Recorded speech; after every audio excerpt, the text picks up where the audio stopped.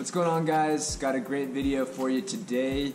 What I will be doing is first off kind of explaining the options you have with spacers on your Jaguar F-Type.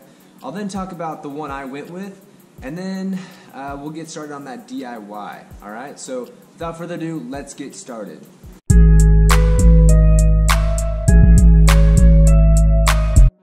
I'm going to explain real fast what options are out there for spacers on your Jaguar F-Type, and really it's pretty simple. You know, the F-Type, it looks like this. Like, pretend that this is the hub right here.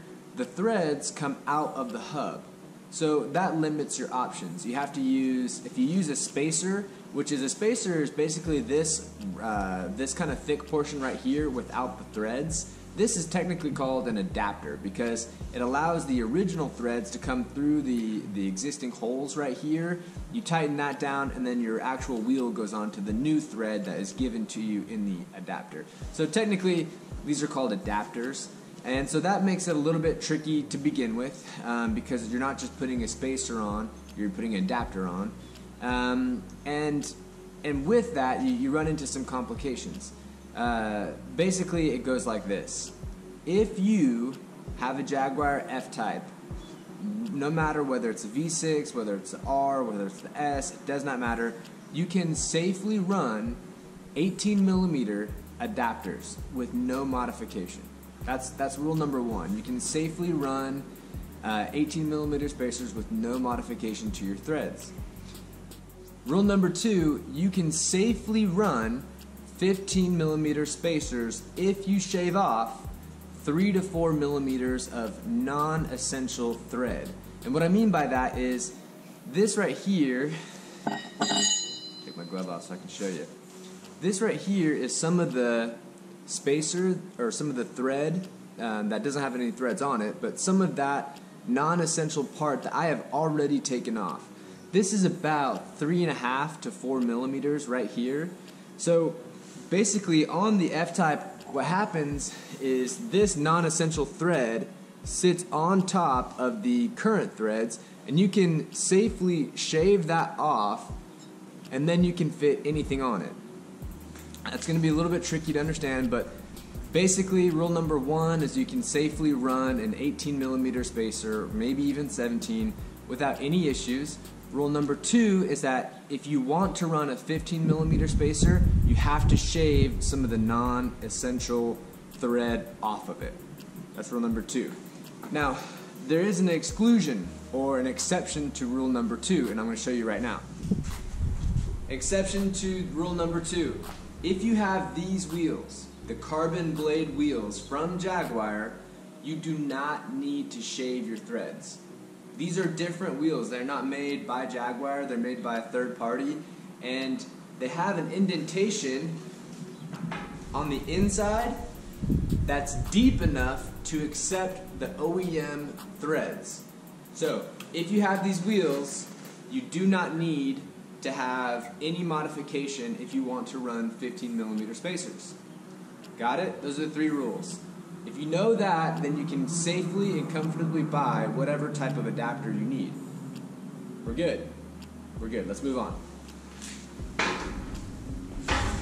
Alright, there you have them. This is a brand called TZ.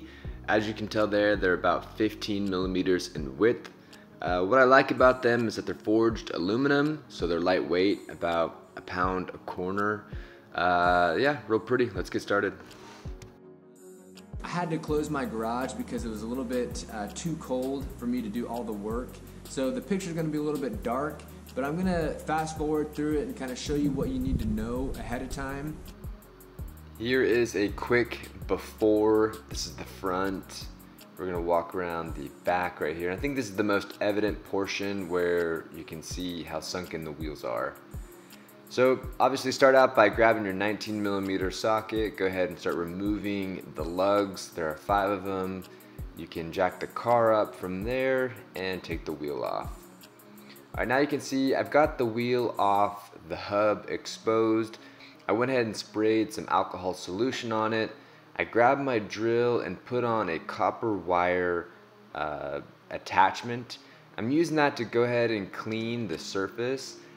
So when you put these spacers on, you want them to marry the hub very well. You want a nice, clean, evenly contacted surface, and so I'm doing my best here to get all the debris and dust and anything off of the hub itself, that way they can have a nice clean contact.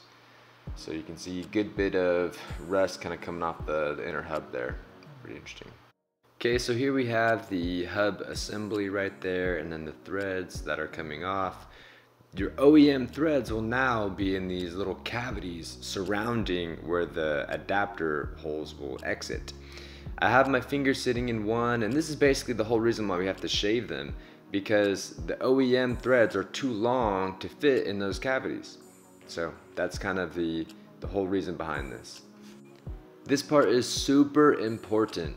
Grab a Sharpie, grab a micrometer, and measure out the space you have on the non-essential threads. It's about 5 millimeters.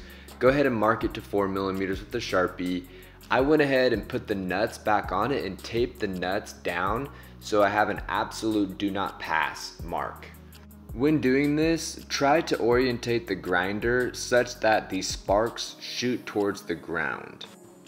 Trimming these threads is done in two motions. The first one is a cutting motion, where you need a separate cutting wheel. This is when you'll actually use that Sharpie line you made, and you'll cut the 3 to 4 millimeters of non-essential thread. After that, you'll go back with the grinder and then you'll smooth everything down. If you notice, I've got a towel right there. It's a damp one to soak up some of the sparks that are coming off. Don't be scared of the sparks, it will happen. The other thing I will mention is you want to go a little bit quickly. You don't want to just be sitting in there and making the metal way too hot. Try to get it done in 2 cuts. So one initial cut, then another initial cut. And then after that you can grind it for about 10 seconds or however long it takes.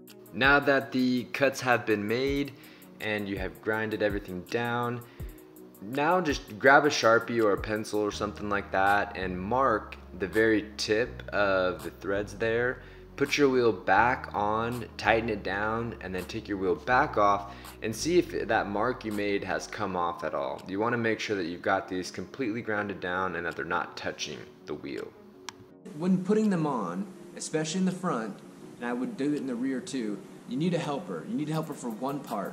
When you're putting these on, you need somebody to apply the brakes. That way that you can safely put these on without putting any unnecessary strain on your half shaft, your drive shaft, and especially in the front, they're free floating. So you need a partner to push the brakes down so you can tighten these down to spec before you put on your normal wheels. Tighten these bad girls down to about 93 foot-pounds just like your wheels and you're good to go. The whole process took me about 2 hours, but I think if I had this video I could maybe even do it a little bit quicker.